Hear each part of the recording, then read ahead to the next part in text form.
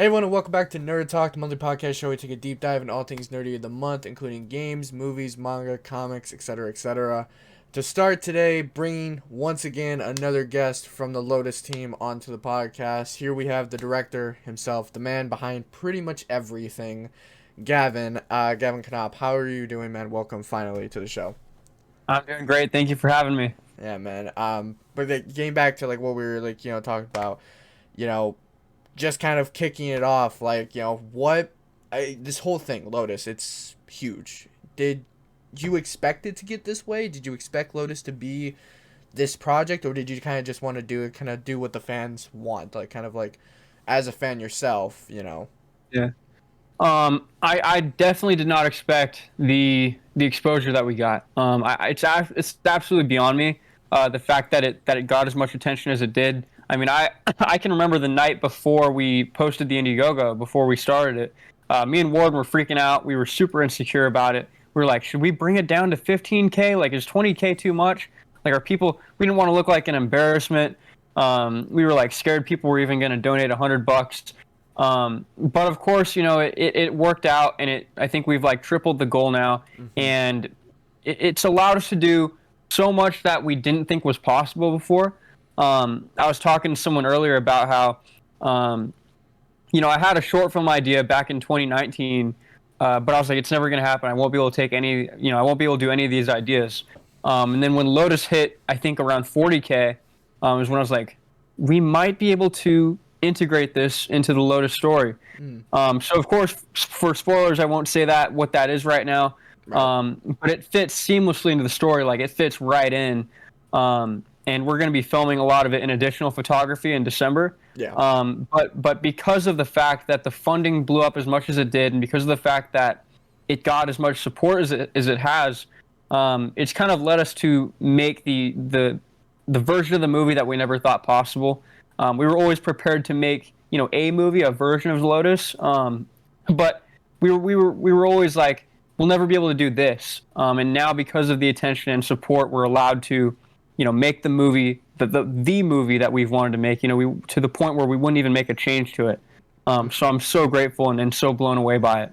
Right, yeah, because like this film, it's just this is kind of what Marvel is. This is what Marvel should be, what at least from what I've seen of the trailer. And for me, Spider-Man Lotus has been just the craziest journey, and I haven't even really been a part of it. I've just been watching from the sidelines. Like Yeah, you guys are literally making history with this film. Like this is nuts, because I love fan films, don't get me wrong, but a lot of fan films don't get the exposure that Lotus has gotten. Like yeah. 400,000 views on the teaser trailer alone. Like that's ridiculous. Yeah, You know. I think it's very surreal, and it's sometimes like it's hard to put into perspective until it's put right in front of your face. Because I've tried to stay in the tunnel vision of making the movie. I've tried to not let the outside noise come in. But when I do, or when I allow myself to, see the exposure we've gotten or see what's become of it, it's very overwhelming and it can become very stressful. Yeah. So I try really hard to, stay in kind of a straightforward vision and not try to look outside of it, because when you look outside of it is when the pressure hits and The it just anxiety overwhelms. spikes. Yeah, Yeah, and man. that happens sometimes. Throughout the process when it starts to be presented to you, and when you start to be exposed to it, you can be thrown off balance. Mm. So sometimes I have to step away from social media and take a break from it because it can become too much sometimes. I should, man. Well, I think I'm speaking for the entire Lotus fan community that you kind of have our support on that front. So, like, I appreciate it's that, man. yeah, like that's because I've seen your Twitter, and I've seen that I just want to apologize to all the assholes recently.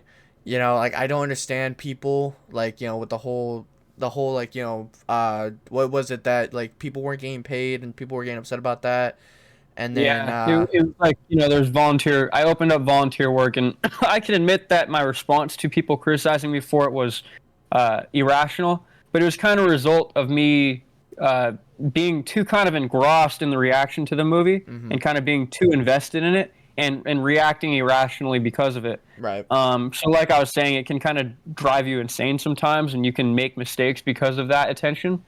But I still, I decided that I'm going to pay the storyboard artist just because people brought up some good points. But I still think, there are a lot of people who really want to work on the movie, and I'm not able to pay all of them. So, I want to have people work for free if they're willing to. But it's become too much, and the criticism was too much, and I just decided they're making good points. I'll just compensate for it. Right. Cause I saw that all happening, and I was just like, okay, I get both points on both sides. I can understand both points on both sides, but but no, getting back to like Lotus and everything like that, especially about the story of the film. What made you decide to make this film? What was the key inspiration and kind of like the kicking off point? I think, when I was 14, 15, I hadn't been able to make a film that was truly mine. I hadn't been able to make any sort of project that was completely driven by me, completely made by me. It was always kind of like tainted by maybe other people or restrictions that I had. So I thought, I think by the time I get out of high school, I want to be working on a feature film that is fully mine and something that can be, completely my vision, something that I can make. So that was the starting point. But I think as we went on and as the project grew and developed, it became more of, I can use this character of Spider-Man to inspire people and motivate people and change people's perspective on the world. Because I tried to put messages in the movie that can be emotionally resonant with people, especially when, I was writing a lot of the movie during COVID, when there's just so much confusion and tragedy everywhere. So I was writing it during a time when people really needed sort of that hope and that inspiration that the movie tries to push forward. So it's become more of, that great power, great responsibility message. You have this character and you have the ability to make something with him. So when so many eyes are on the project and you have the ability to convey messages that can help people or ease the pain for people, that you should use that to its fullest extent. So it's kind of become this vehicle to help people or in some ways act as therapy. Because for me, movies have always acted as therapy for me whenever I need sort of guidance or when I need help. Yeah. And in many ways, they can provide insight on the things you're dealing with, and it can help you out with reality. And I've been inspired by Spider-Man 2 in so many ways to be a better person and be a better individual. So I think, when you look at movies like that and when you know that they're so powerful that they can change people and move people, that's kind of the most important thing about storytelling and kind of the core that I always try to return to whenever I'm approaching a story. That's awesome. That's good that, the whole Lotus thing, with Lotus is kind of dying in the worst of times, but then coming back to be this really beautiful, thing. That's really cool. That's really cool, insight on it. Kind of going with that flow, what kind of inspired the story of Lotus? What comic inspirations did you grab for the story? So it originally started as just the kid who collects Spider-Man when we decided we're going to do a short film for Spider-Man. And it was just going to be an adaptation of that. And even still, it was still, very powerful in its messages and everything. It was a short film, but you can still convey so much with it. But as we went on, because from the very beginning, it was going to take place after the death of Gwen Stacy, because that's kind of Peter Parker at a very low point in his life. That's like his pivotal moment. Yeah, it's sort of Peter Parker in the midst of so much guilt and regret, and so much tragedy. So when you catch Peter at a low point like that, how do you motivate him and inspire him and bring him up in the most effective way? So the kid who collects Spider-Man was always the ideal route for us. But as the project grew, Gwen Stacy became more of an important role. Harry Osborne became more important. So did Mary Jane. All of them. And it quickly became so much bigger. The core of the kid who collects Spider-Man was still there, but it branched out into something much bigger and more important. And with characters like Harry and MJ, we were able to provide other layers to the conflicts that Peter Parker was going through, or provide a stronger message because you add more layers and depth to it. And even adding more of Gwen adds to Peter's tragedy, and you start to really feel where he's coming from, and it really makes that fall that Peter falls to much more effective, and in turn makes the rise up and redemption all the more powerful. So really, as the movie has progressed and as it's developed, it's become so much more than it once was. Yeah, just kind of like a Lotus, that's. I love. Yeah. I'm sorry, I keep bringing that up, but I love the trailer. I love like the title of this film so much because not many people knew about what a Lotus was, and now actually because of this, there's so much research that's gone into it. It's just been really, really cool and really interesting to see. Getting to kind of the heart of the story and understanding what has been going on within, Peter's world, The Boy Who Collects Spider-Man, obviously, if anybody's read that story, yes, it's uplifting, but it's also very, very, upsetting, and it's a very realistic depiction of the Spider-Man story. To what extent do you think we'll be seeing the kid who collects Spider-Man within Spider-Man Lotus? Do you mean like in terms of how much inspiration's in the story, or how much like Tim Harrison will be in the movie? I'd say, in terms of how much we're taking from the story, the core is still there without a doubt. It feels like we took the comic and kind of expanded on it in so many different ways and added to it. I think the key to an adaptation is making sure you stick to the core of what the original source material is, but making changes in ways that make it more effective and even in some ways pay more respect to it than directly translating it. Right. So you will see a lot of elements from the comic storyline. You'll see a lot of references and everything, and some of the dialogue will be parallel to it. But I think what we did was we took the core of that story, made our own thing with it, in many ways tried to make the messages that the comic tries to convey and, the atmosphere of it and what it tries to say. We tried to do it in the most effective way that we could. Awesome, yeah, because the Kid Who Collects Spider-Man, Spider-Man Blue and the Kid Who Collects Spider-Man are like two of my favorite Spider-Man stories of all time, and Spider-Man Blue was kind of adapted within the Amazing Spider-Man 2, not necessarily too much, but it was there. But then the Kid Who Collects Spider-Man has never been in a type of live action presence. So kind of following up with my next question, is there anything from the comics or from the Marvel Universe itself that hasn't necessarily been included in other Marvel films that you're trying to include within Lotus? Without saying spoil anything. Yeah, of course. I think the biggest thing would be, there are two things actually. The first one would be how grounded and real it is, and the fact that there isn't a 3-act villain. It's not that a villain comes in the first act, the hero gets defeated in the second act, and then comes back to defeat the villain in the third act. There's no physical antagonist throughout the story. The antagonist, quote unquote, would be each person's own self, each person's own mind, and how they try to grow from it throughout the story. So I think in many ways in comic book media we haven't seen much of characters, battling themselves as opposed to like a physical opponent. It's just a superhero dealing with real human struggles, and something we see elements of course. There are always aspects of it in a comic book movie, and you got to have elements of the real world in it for it to work. But we're doing it in a way where it kind of puts it on a platform and puts it at the forefront in a way that I don't think. In a way that I don't think a superhero movie has done before. I know that Joker. Yeah, I was going to bring up that. Yeah. And it's like, I wouldn't compare it to Joker. I think they're very different. But I would say in the sense that there isn't a villain, it's just a character going through their own struggles and trying to deal with them. That would be the biggest thing. And the second one I would say in terms of more relation to the comics would be, Warden actually brought this up earlier to me. The fact that Peter Parker, Mary Jane, Harry Osborn, and Gwen Stacy are presented as real friends, and we see them as real people. Because I think of course, I love the Raimi films. They're my favorite Spider-Man adaptation ever made. But I think that connection between Peter and Harry is more said as opposed to shown.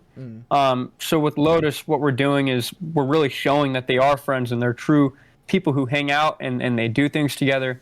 And it kind of makes the movie more relatable and more real, and you feel more for Peter Parker because these are real people. These are real people he was friends with, and Gwen Stacy's dead, Harry Osborne's in the drugs, Mary Jane is partying. These people are going through these real things, and they've split up in such a tragic way. So I think it makes the fall more impactful. And I was really happy to show the gang from the comics as friends in a way that has rarely been shown. Yeah, man, that's cause how you were saying like everybody's kind of going through their own thing, kind of dealing with the guilt their own separate way. I asked Warden this question the last time he was on the show. Also, to anybody who doesn't know, Warden and I did a part 2. I will be releasing it soon. But we brought up about how everybody's going through their own situation, and like you just said and confirmed, Gwen's gone. Harry is addicted to drugs. MJ's partying. What is, because those are kind of all distractions, right? Of distractions of the guild, their way of trying to get through it. So what would Peter's distraction be? What would that be, to him? Because obviously being Spider-Man, it's not really his distraction. Yeah. Peter's distraction is actually the guilt itself, and lingering in that guilt and blaming himself and staying in it. Because we kind of had three different corners of the story here, and we had 3 different reactions to Gwen's death.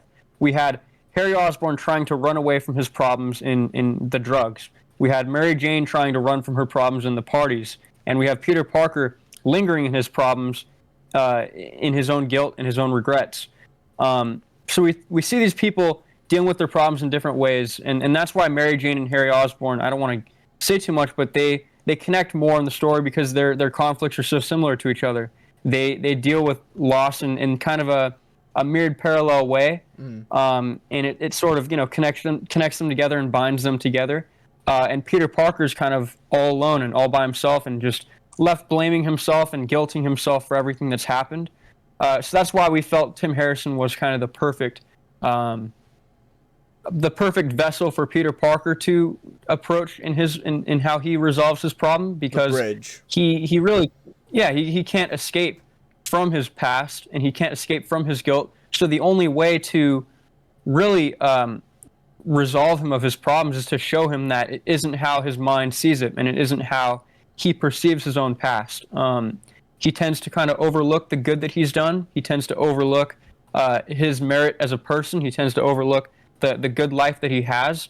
And I think when you have a kid who puts Spider-Man on a pedestal and idolizes him so much and sees him as something that Peter Parker couldn't possibly see himself as, that's when you start to see kind of that friction between Tim Harrison and Peter Parker and their different perceptions and their own interpretation of each other, and how throughout the story they start to mend together and join in a sort of a unison mindset. I don't really know how to put it, but they kind of join mindsets and they kind of join beliefs by as they go on.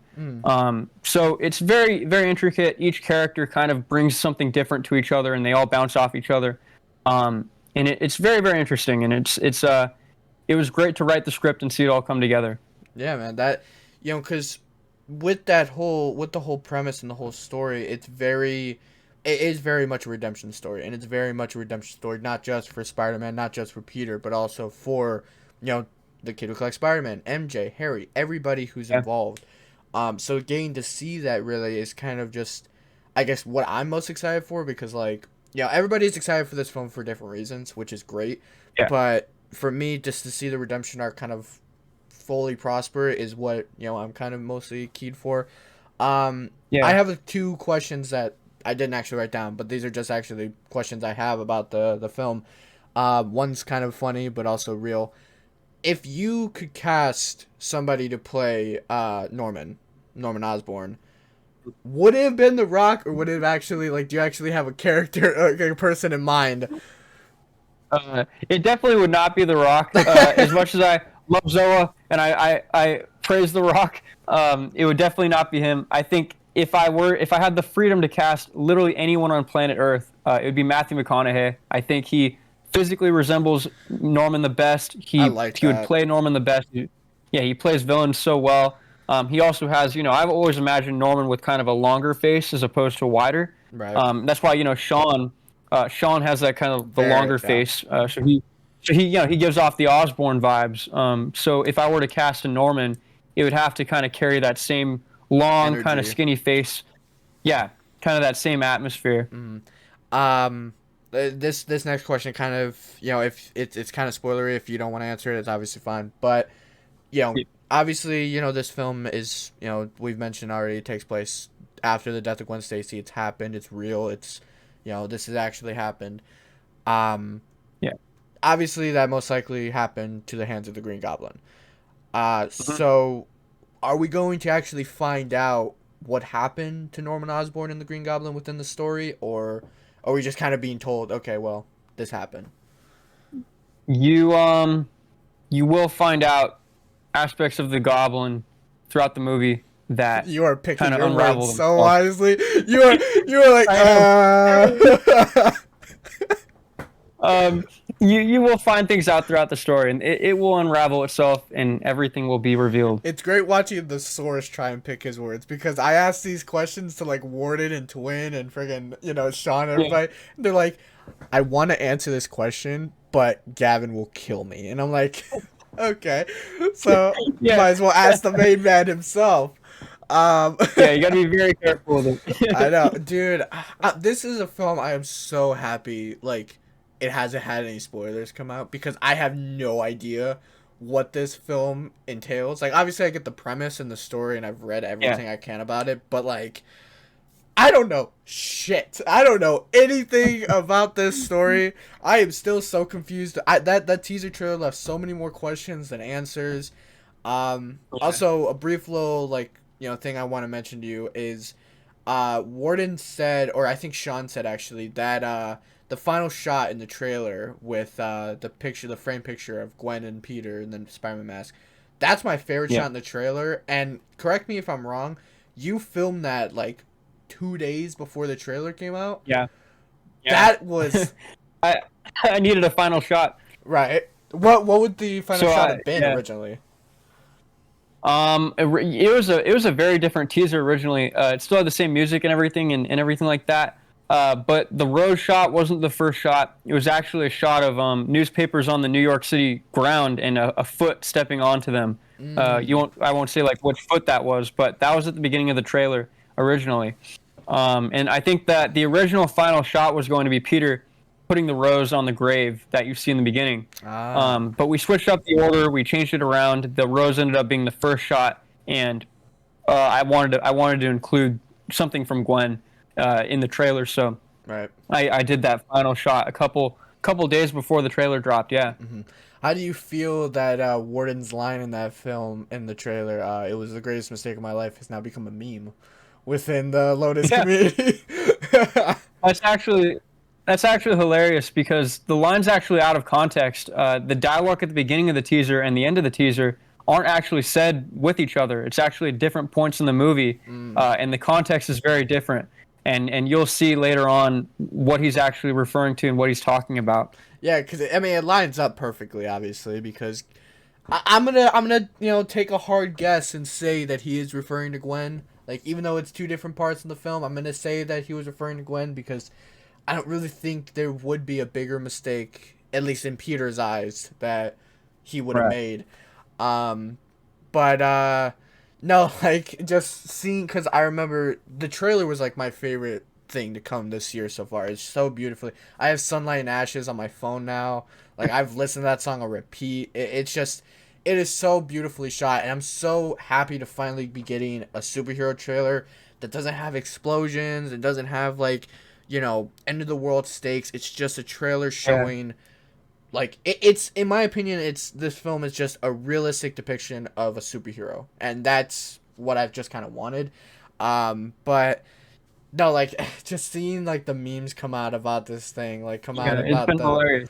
like, because everybody brings up, and it's just like my friend Joe made a meme about it with that same font. And I was like, you do realize I'm interviewing the director? And he was like, show him that.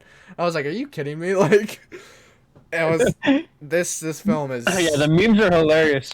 But yeah, I'll say if you like the teaser, then you will love the trailer, because the trailer is like a much bigger version of that teaser. So Ooh. I think you'll really enjoy it. Any ideas to when that's gonna come out, or you saving that release date soon?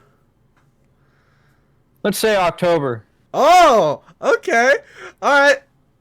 I got the scoop. There you have it. Suck it, everybody.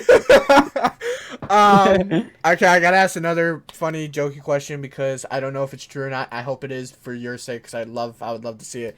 Do you have a cameo in Lotus? Is there? Are we gonna see a Gavin in the shots? It'll be in a way where you will literally not be able to tell when you watch the movie. And when I confirm what it is, people will be like, "What?" I want like, you to have a Stan Lee level cameo where you like talk to people in peers like, and you're like, "Hey, get your head out of your ass, man," and you just walk away or something like that. Like, I want that. No, you'll see. It's like the most in your face yet completely hidden cameo of all time. Like the Mysterio Far From Home one where he's like behind Peter in like the hat. Like, is it like that? It's honestly, it's even more obvious than that. But I'm telling you, no one's gonna know. Like, legit, I'm gonna find it. I'm gonna find it. I'm like, gonna find it, and I'm gonna message you and be like, I found it. I got it. Yeah, you'll have to look. Like, even if you look for, like, I can't even say, like, without confirming what it is. I can't even say like what it is. You'll have to wait and see. Oh my god, I need this movie in my life. I need to see this so I can just. I think I'm gonna ask like my audience if they want me to do like a breakdown of the movie because I'm probably going to do that. And now that I have more insight on it, I'm gonna actually. I think I can do it without thinking I'm an absolute idiot and I'm wrong. So. Yeah, that'd be cool. Yeah, man. Well, do you think So obviously you said that Spider-Man Lotus is the only superhero film that you want to do. Right. This question kind of stacks onto each other. And I actually think this is one of the fan questions that we have for later on. But do you think that Lotus A would get a sequel, as well as what other projects would you want to work on after Lotus? So in regards to A, I won't deny that we've, obviously I have a multitude of ideas for Spider-Man. I did 10 seasons of a fake TV show. I watched them. I watched it on YouTube. Yep, I watched it. So, with that said, I have a lot of ideas for the character, but as of now, there's no sequel officially planned, and we have not decided on doing a sequel. In regards to what I want to do after Lotus, I actually want to focus on doing some original short films throughout my college years. Because of course I'm going to be in college, so I have to be able to balance that. So what I'm going to do is, do some original short films with messages kind of based on my philosophy and my life interpretation and everything like that. And try to kind of take those short films, pitch them to studios and production companies and see who's willing to accept it or fund it and see if we can turn it into a feature film. That'd be awesome. But that's kind of what I'll be... Yeah, so that's what I'm focused on for the next 4 or 5 years. But in regards to Spider-Man, we'll have to see what happens. You're kind of waiting for that? You're kind of waiting to... I swear to God, if you announce a sequel, I'm going to be like, you motherfuckers... I already want a sequel for this film. I know, obviously, if it's like, because in my opinion, because I know like Joker is getting a sequel. In my opinion, Joker did not need a sequel. I think it was pretty great, just what it was. And I think Lotus is gonna have the same treatment, where I'm gonna feel like it's, it's not gonna have an end credit scene. Am I correct on that? It's not gonna have like any teasers or. We don't have a plan for an after credit. No, we don't have a plan for any sort of sequel or anything like that. Yeah, so like I'm pretty sure this story is gonna pretty much be fulfilled by the end time. So I'll be okay without a sequel. But obviously, if I don't say I want a sequel, the Lotus community is probably gonna kill me. So I'm just gonna say for the record, I want a sequel. But what we get is what we get, and I'm so excited for this project, man. Definitely, man. Yeah, like.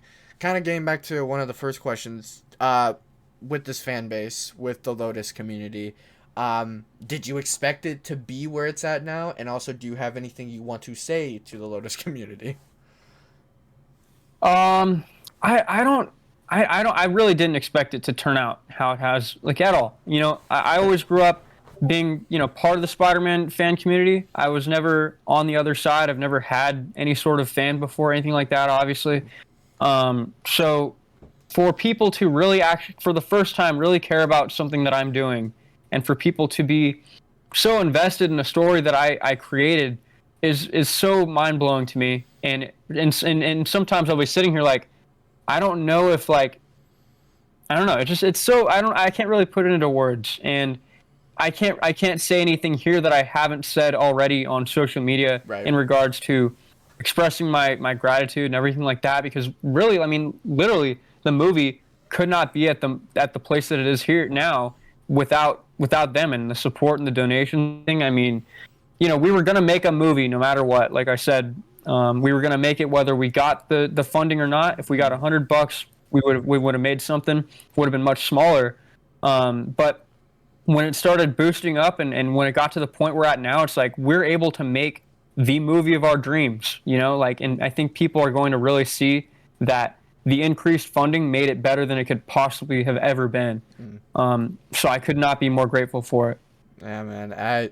Like I said, man, I supported this thing because I found out about this, I think, from a lot of people with the suit reveal, the suit release. Yeah.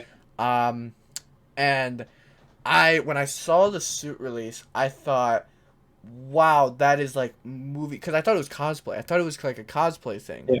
And I was like, that is like movie quality cosplay. Like, that's awesome. And then I started doing more research on it, and I was like, no, it's for a fan film. And I was like, wow, that's like crazy. And then like obviously I kind of fell down the rabbit hole of like, everything. Yeah. And so, and then when like, because I, with Eunice, I've been following, Eunice since he was like Real World of Flash back in like 2014. Oh. Yeah, I'm like Damn. I'm like a long time follower of his. Back when he was just gawing over season 2 of the Flash, and now he talks about how much that show is, what that is. Just seeing him now then take over, like, like talking about it and stuff like that, it really like sparked my interest. And then I started, I'm pursuing my own acting career and my own lifestyle like this. And so I actually got in contact with Warden, and then it all went down to here, and that's where we are now. Yeah. But just seeing this project become what it has over the course of since January, right? That was pretty much where everything kicked off. Wait. That's where we officially confirmed it and everything. Yeah, like seeing this all play out was just amazing, and I can't even like process what this has been for you guys. Like, just from a fan perspective, I'm like, what the f- is going on? Like, but from you guys, it must be just a shell shock and a half, and just seeing everything play out like this. Like, I know I keep repeating myself, but it's just like I'm so happy for you guys. You guys are awesome. Yeah. I mean, me as a fan, I can't remember a time when Spider-Man wasn't a massive part of my life. Like, I literally cannot think back to a time where he wasn't part of it. So I'm literally making this movie so I can see it because I'm a fan, and I want to see this done justice and done right and everything. I don't think I'm that much of a Spider-Man fan. I don't think I'm that big one. Nah. Doesn't seem like it, Nah, definitely not a Spider-Man freaking mask in the background. Yeah, no, I don't think it doesn't. I don't think that makes you a Spider-Man fan. Why am I interviewing you? But no. Yeah, what the heck are we doing here? But yeah, man, I mean, it's just like I see the movie and I freak out at the stuff that I literally got. Like I You're got like, the footage I and I'm filmed this, freaking but it's out. great. Yeah, I'm like, holy crap. Like, I just don't think it's literally the experience of a lifetime. I happen to end up in the right timeline where everything happened to work properly. It all coalesced. So, yeah. Like, there's probably some universe out there where it didn't work out, and that sucks for him, but, it sucks worked out for here. that guy. Sucks for that, Gavin. Okay, so I have another personal question that I want to ask because it kind of sparked my interest. If you could, all right, I'm not saying this is happening. Please, everybody who's my fans, do not listen to me. This is just my question. If you could be, if Warden Spider-Man was either in Into the Spider-Verse 2 or could be implemented in just an Easter egg or some fashion in No Way Home, what would your reaction be to that? And would you be all right with that? I would, without a doubt, be all right with that. I kind of figured that one. That answer. Yeah.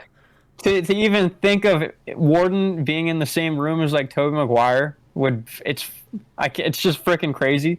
Obviously, that's like never gonna happen because Hey, of hey. fair use and No, you never say never, man. Crazier stuff has happened. Crazier yeah, stuff has happened. you never know.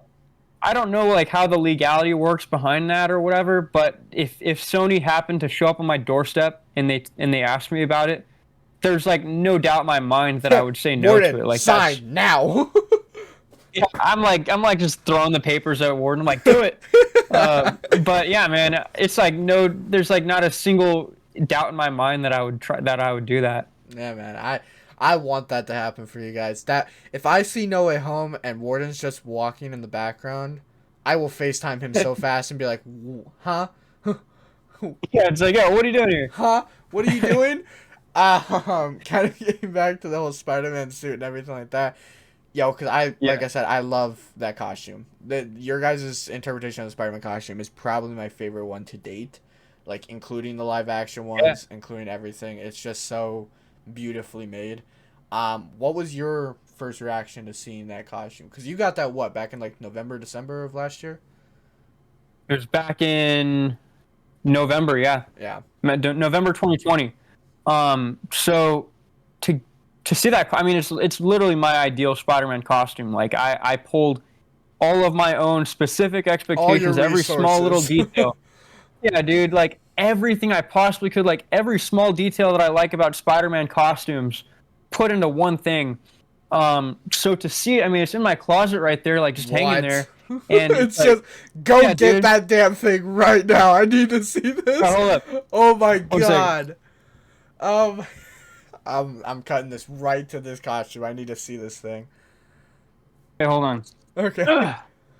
Oh, I got it right here. God. And like, dude, just to look over at it and see it hanging there. I just want to God. Dude, like it feels so good, and dude, like, it's just. You better tell me that you have put that thing on and friggin' just. You better. Like you better. Let me pull something up real quick here. Oh my god. Hold on 1 second here. All right. Yes. Yes.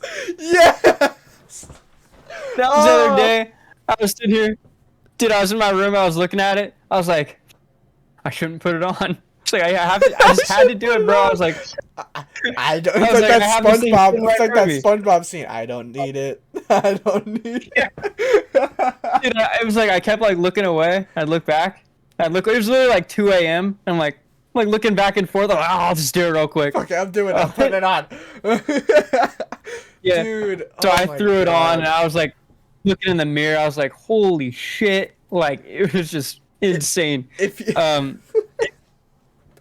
Oh my god. Yeah, dude. If you don't mind me asking, how much did that thing cost to make that thing? I don't think I can say like what the price was. They for the people who bought the suit, like the rerun of the suit or like the exclusive 10 costume thing, that was sold for about $1,600, and I can say that it was at least double that for us because it's a custom made suit. Jesus. So it was very expensive, and it took me and Warden like spent the entire year trying to save up for it and obviously get ready for it. Though. Oh, dude, like I don't regret a single. Like I freaking shaved my entire head for $50 so I could pay for it. What? Someone was like, "Hey, dude, I was doing anything, like literally anything I possibly could have done." Pulls up picture to get money for the suit. Pulls up picture. I'm literally about to pull the picture, dude. It was back in like May 2020. But man, I shaved it completely bald. It looked like garbage. But it was, whatever. Jesus, your camera flips. There it goes. There it goes. Oh, my goodness. You do not look like the same person. It was, this was the first night. Literally completely shaved head. Woo! You are wax bald, bro. Oh, yeah, bro. And that was, hey, it was $50, so it helped me save up for the, like, literally anything I could have gotten, dude. Like, I was doing it. I'm waiting now. I'm gonna go just wait after this video is posted. And I'm just gonna wait for the tweet that's like, we lived through a phase of bald Gavin, long hair Gavin, normal hair Gavin, and then psychotic COVID Gavin. Literally, bro. Oh my god. It's like there's so many different versions of me. I remember like I would go live with the bald head and people would be like, "Oh, Lex Luthor, Lex Luthor," and it was so funny, bro. It was like it was the weirdest period of my life. I'd never been that like bald before. It was crazy. Dude, your head was white. White. Oh my god. Dude, it's like that one scene of SpongeBob where the guy's like fucking yelling, "My eye!" I know. Dude, it looked like trash. It was so terrible. But like it was during COVID, so like I wasn't. Is $50. And it's like, you know, school was canceled. I wasn't going anywhere because of COVID and everything. So I was like, why not? You know. Was your graduation year 2022? 2021. Oh, you were 2021. So I graduated. Oh, so I graduated May 2021. You got to have a graduation. Good for you. Okay. Mm-hmm. 2020 over here. Yeah. On the other hand, though, we missed out on like our entire senior year. We only got a graduation pretty much. So it's like kind of the trade-off. I personally would have taken the graduation over my entire senior year because I worked my ass off for 2020 senior year. Yeah. At my school we didn't have a prom. Like our school just didn't do prom, and so February of that year we actually got together. Me, the student council, like actually me, and I actually put forth the effort to try and get one. We got one greenlit. Yeah. We got the funding for it and everything to do it. And then shit hit the fan, and that was all canceled. And yeah, my graduation though was a picture of me in my front yard, and it's on my USB drive right there. So that was fun. Oh, man. Yeah, I mean, like, you know, I didn't like COVID started in my junior year, so I didn't get any prom there. That was the only year I could have gone to prom, and then senior year there was obviously no prom for that. Yeah. So I never got to go to prom. It was whatever. You know, it's fine. I'm glad that I at least got a graduation. I'm grateful that COVID gave me the leeway to work on all this stuff and work on the series and everything. We'll let Spider-Man Lotus slide, but nothing else is nothing else is going through there. It's like a damn it's like a damn friggin' bodyguard at like a club. It's like no, but they can, but not you. Not you. Yeah, exactly. But yeah, dude. Like the fact that I didn't have school or I didn't have to go to school gave me the freedom to work on like that series whenever I needed to, and the series benefited Lotus a lot, so it all paid off in the end. I haven't actually asked anyone. I was waiting for you to ask this because this is my request. Obviously it'll be for after the movie was released, everything like that. But I'm requesting a script of Spider-Man freaking Lotus, the whole thing. I want the whole thing. I will have that framed. I'll send it right over. Oh, dude, that'd be amazing. The thing is, it'll be cool because there are some scenes in the movie that are different from the script. You know, we change them on set. That'd be interesting. So when the people who got the script on Indiegogo and everything, and the people we're going to send it to and all that. Oh, you were actually doing that. They'll see things that. I didn't know you were actually doing that. I didn't. Damn it. Well, the Indiegogo will be open until about mid-November. But I mean, it'll be cool for people to see the script and see, you know, what changed and how things are different and how we may have improved on certain things. But yeah, it'll be really cool. Kind of getting to the actual like filming of, you know, Lotus and everything like that. Obviously, you guys still have a lot more stuff to do in terms of you know, reshoots and add-ons and stuff like that. But from what you've experienced so far, because you've already, you know, done a bunch of actual principal photography. What was your favorite moment on set? Like, was it with everybody or was it with one person or like, what was it? There are two. One that I always talk about is when we were filming something in New York. I won't say where, but Sean, Mariah, Warden, and Tuyen were all on set and they were all part of the scene. Everybody says this. And every single person I've interviewed has said this specific scene. Nothing about it, but they always say like, there was a scene where everybody was on set, and I was like, is this like the Avengers Assemble moment of friggin' Lotus or something? Like, what is this? Like, and the funny thing is, it's like very simple. Like, it's super, super simple. Like, you wouldn't guess what it is. But it was such a magical moment where they all felt like their characters, and they all embodied them so well, and they went out there and did it, and they freaking killed it. But that was without a doubt probably my favorite. And then the other one would be, we were at a specific location. I won't say where. We had to have rain in the location So Jacob Watson, the producer, he connected a bunch of rain hoses from like way across the street, and he just connected them, and they were just traveling through this huge thing. And we got the hose to the front, and he put his thumb over it, and it created rain. And we were at the location for a short amount of time. Like, we had to leave pretty quick. So I was jumping around everywhere, directing the actor in the scene. I was like jumping around, like walking all around all these different angles. Like, oh, let's just get this angle. Let's get this angle. All right, we're done here. We'll go over here. And it was so intense, and you'd think that would be really stressful, but it was a lot of fun. So just snapping, like, we gotta go, like, we gotta get this done. Everybody was on it, and like it was so much fun. And like we were moving around, and Jacob was like, "All right, I got it, guys, let's go." And it was like you would think it'd be stressful as hell, but like it was so fun. That was probably one of my favorite moments for sure. Well, if you guys do make a sequel, I volunteered to help on set, voluntarily free as the hose guy, and just friggin', I got it! I got it! I got it, guys! Yeah, dude, it was so much fun being on set. Everybody was like, and Jacob is such a creative guy, and he's so innovative. Like, we would be like, how are we going to do this? And he'd be like, I got it. I can and figure it out. And he'd come up with an idea, like, on the... Yeah, you'd figure it out and be like, holy crap. Man, turns a piece of paper into a gun. I know, literally. But we wouldn't be able to have rain in that scene without him. Like, he came up with the idea. I'm gonna go all the way down here. I'm gonna connect all these hoses. We're gonna do this, and we're like, holy shit! And he was like on it. Like, he knew what he was doing. Props to Jacob. Yeah. Yeah. I'm gonna shout Jacob out here. He was such a massive help, and I couldn't be more grateful for Lotus. Bro, literally, he should be named the MVP of the entire movie. Jacob could have saved Gwen. No, I'm kidding. Yeah. Screw you, Peter. Screw you, Peter. Warden's like, oh man, what'd I do? Yeah. Okay. Well, yeah. Okay. Getting to more of a I can't. I gotta try and stop smiling. Getting to more of a serious question. It's a question have you watched the other previous episodes or anything like that? Do you know anything how it works? I watched a good amount of them. I don't remember if I watched all of them all the way through, but I've checked them out for sure. Thank you. I appreciate that. But I have always asked at the end of each one simple question. It's a question that someone tried stealing it. One of the fans tried stealing it. It's up there, but one of the fans tried stealing the question, but I'm going to take it back.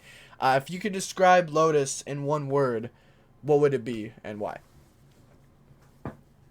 I think, something like uplifting would be kind of a generic way to describe it, but it really is. I mean, if you were to look at the story as a whole, huh? Rise. Yeah. Like, I think like uplifting would be the ideal way to describe the story, because it's sort of I took everything that I've ever learned in life and put it in one lesson, and it feels so uplifting to see everything culminate by the end of the story. And there's one scene in particular towards the end of the movie. I won't say what it is, won't give details, but it's so it feels like a gift to the character of Spider-Man, and it feels like I've wrapped something up in a gift box and given it to him.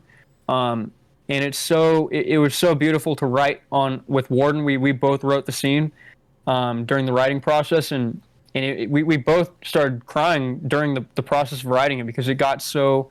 The ideas were just surging, and we were going straight through it. Yeah, it was real.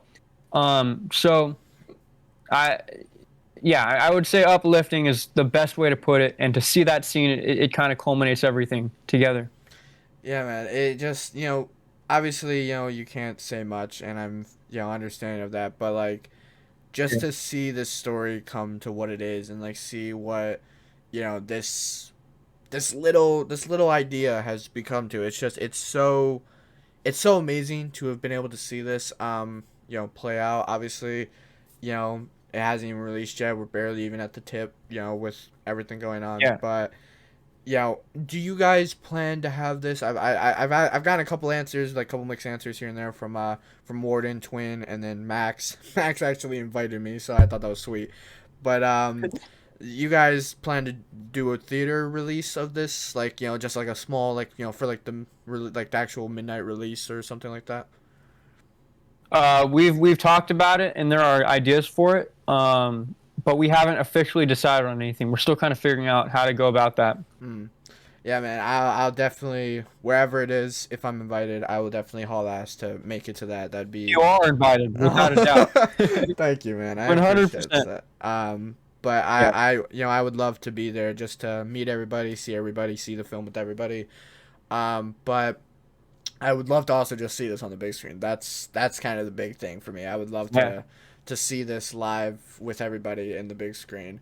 That's kind of wrapping up my segment of this podcast. Now getting over to the fan questions that everybody was swarming me with, by the way, everyone.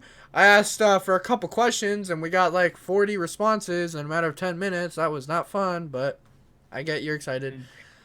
This first question is from C_A_D_13. If you could have taken part in any of the Spider-Man films productions, which one would you have been a part of and why? I think the Spider-Man 2 is kind of my default answer to a lot of questions like this because you can see through the movie. Of course. Yeah, of course it is. But you can see through the movie the amount of passion that went into it and the amount that everybody cared for the movie. And you can even see in the behind the scenes videos, like everybody's having fun. Everybody's kind of, chilled out and they know what they're doing and they're making something for the character of Spider-Man. And I would have killed to be a part of something like that, which, I was a part of something like it, but like a big studio movie that has such a massive roster of people who are so invested in the character, that would without a doubt be what I would want to be part of. Yeah, you seem like a mega fan of the Sam Raimi trilogy. Hopefully you didn't watch to the middle point of Twins episode, because I definitely kind of went into detail of roasting the shit out of that movie. Don't get me wrong. I love the Sam Raimi films. I love all the Spider-Man films. Yeah. Each of them has a specific place in my heart. I'm just an Andrew fan. Andrew is my boy. He's my favorite one.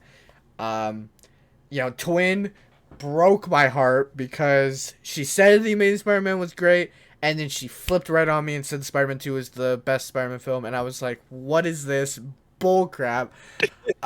Stabbed you in the back. Stabbed me in the freaking chest, not even the back. She didn't have the cojones to do it in the back. She just went for it. I love the background Twin because she said that you and her would like be fucking like yelling at each other back and forth on set because she's just a bunch of a Spider-Man nerd as us.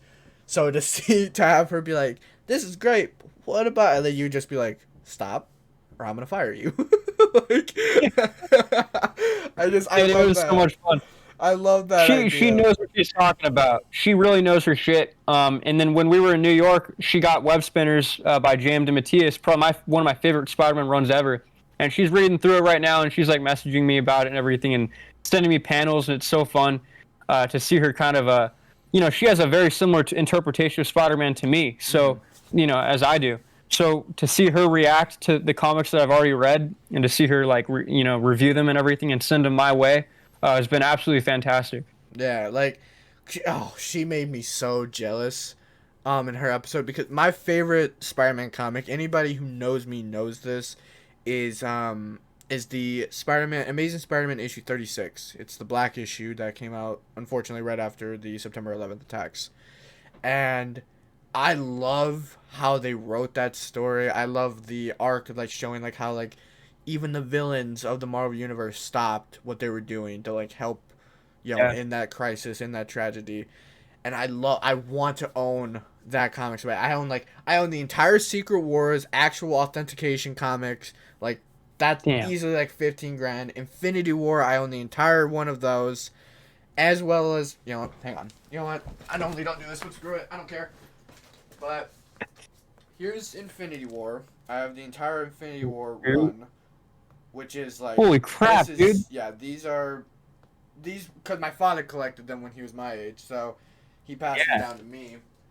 I have right here the entire Secret Wars run, which has inclusion of the Black Suit Spider-Man, which that's gotta be worth such an incredible amount of money. That's probably worth more than everything in my room. So just to holy shit. like I said, I collect all those things, and when she showed me that issue 36, I was so close to ending this call and deleting this episode from never happening. I was Yeah. so obviously I'm happy for her. Great to her, she got it, but like the amount of I called my co-host Gavin after that, and I was like, how much do you think she would sell that to me for? How much do you think she would sell it to me for? I will pay. I will give her that comic. I don't care. Oh my god, dude. I was. Yeah, that issue's fantastic though, without a doubt. Literally, it's one of the best issues of not just Marvel or superhero comic, but just in terms of just like actual illustrations and storytelling. It was just so beautifully crafted. I love that comic. Yeah, without a doubt. Yeah, like I could go into a whole we'll be here for hours talking about it. But getting back into the fan questions. This one is from a returning fan, cinematic movie maker. What was your reaction to the project getting noticed by so many people, including comicbook.com? I got Warden's reaction to the comicbook.com situation, so I would love to hear your story. Absolutely overwhelming, and that's like a way to simplify it. I always talk about how me and Warden would go on PS4 together, and we'd talk for hours while playing like Battlefront 2. Yeah, there you go. Represent. We'd be playing like Battlefront 2 for hours and we'd be talking about it, and I'd pull my phone up and I'd see something new and I'd be like, dude, and we'd freak out about it, and stuff would keep coming up and donations would come in and all this stuff. And it was so much to keep up with, and it felt like life was just speeding right through, and I was along for the ride. But the comicbook.com, I remember I was sitting in a chicken restaurant in Arkansas with, I think it was, Chicken Shack. it might have been, no, I was in a Slim Chickens. Slim Chickens. And I was in there. Yeah, bro.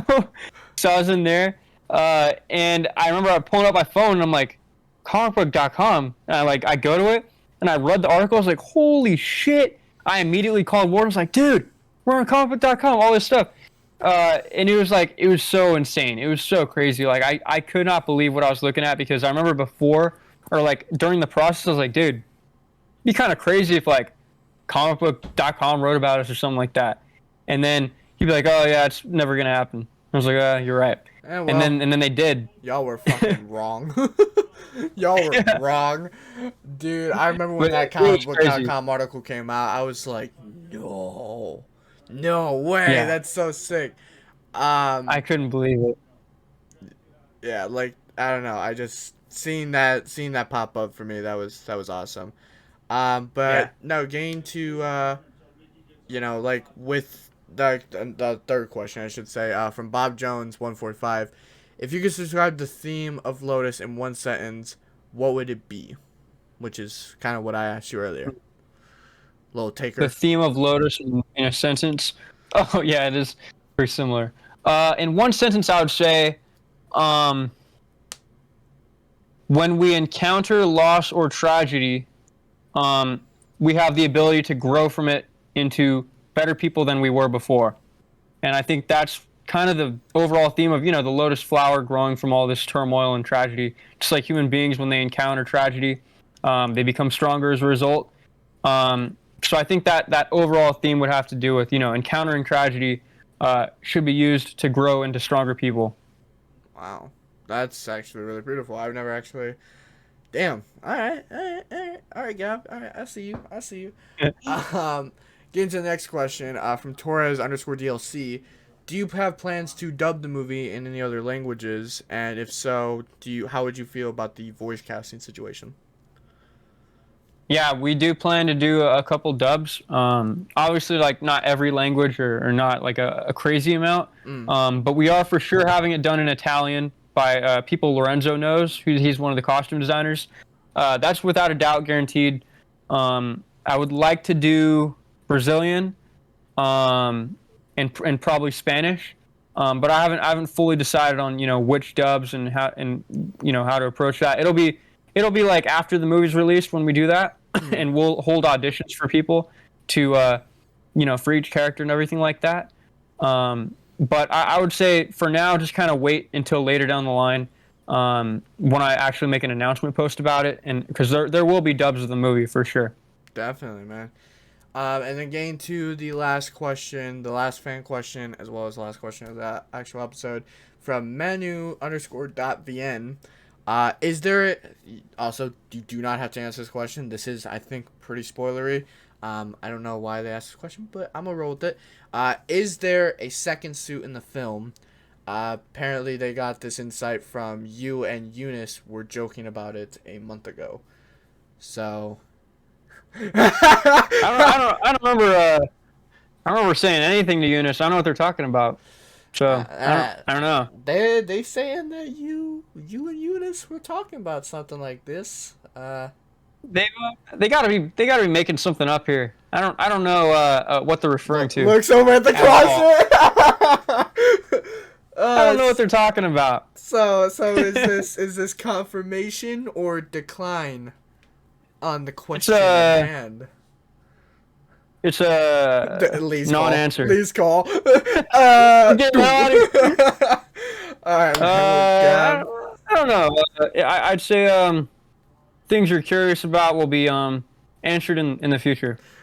You have no idea how to answer that question. You have no idea. You're like, do I spoil it or do I decline it? What are the options here? I'm either a liar or I'm a spoiler. Which one am I doing? I'll give a truth answer. We have multiple suits for different purposes, and well, they might we all just be knew that. We knew that. Come on, that's a cheap answer. I'll just say I'll just say wait and see, wait and find out. Wait and find out. All right. Well, my final question actually, do you have a release date in mind, and are we gonna find that out in the second trailer or anytime soon, for that matter? In the trailer, you will find out a time frame, and we're thinking mid 2022 is the most ideal release date. So keep your eyes out for that. All right, you guys heard it here. Mid 2022 is when Spider-Man Lotus will be releasing onto YouTube. Gavin, thank you so much for being on the show, buddy. It's really great to have you on. Thank you once again, for everything you've done with the film. Thank you for so much for creating this fandom, this whole series. Guys, you guys do want to go donate and help out the film, I'm gonna leave the Indiegogo down in the description down below, as well as Gavin's socials, as well as pretty much all the rest of the cast. I'm gonna just include them on there. This is kind of a not grand finale. We still got Mariah to do, but this was the big daddy of interviews. So yeah, Gavin, thank you so much for coming on, man. It was a pleasure. Thanks for having me, man. Appreciate it. You take care. I love you. Have a good one. Hello. Hey, what's up, man? Hey, man. Turn my camera on real quick. All right, can you see me? Yeah, I can see you, buddy. All right, cool, man. All right. Just gotta get everything set up. How you doing? I'm doing good. How about you? I'm all right. My co-host Gavin cannot be here tonight, but I will be continuing it solo, so it'll just be me and you. So good. But man, you're kind of the front header of this whole thing. So we've got almost everybody so far besides Mariah. She's the only one left. But do you want me to reach out to her after the interview? If you can, man, that'd be awesome. I wanna definitely try and get everybody on there. More, I don't know when you guys are doing the release date announcement, but more when the actual release date's announced. I want to actually use like a whole, like where everybody's here and I do an interview. Oh, that'd be super cool. That would be awesome. Crap. I'd want to do that, but yeah, man, you're like the heavy hitter of everybody. I've been trying to want you on the show for a while, so you were the first person I wanted to get in contact with. So yeah, man. Well, at least now I'm here. Yeah, man. No, I completely understood with your what's going on with you, man. Like you kind of have the whole Marvel universe right now on your back. It's very stressful to manage all of it, but it's I'm going through it and everything and getting the hang of it. So how like well, I guess we could save it for the actual interview, but yeah, it's crazy, man. Yeah, man. I've been I bought the Blu-ray for you guys and everything like that. Appreciate it, man. Yeah, well, the second round of it, I sold out way too fast for me to get the first round of the Blu-rays. I know. I bought that second one as soon as you guys got into stock with it. So I appreciate that, dude. Yeah, no problem, man. All right, well, if you want to, we can just get started, and then we can just continue from there. All right, gotta pull up everything real quick. There we go. All right, 3. Gotta make sure my audio is good. Okay.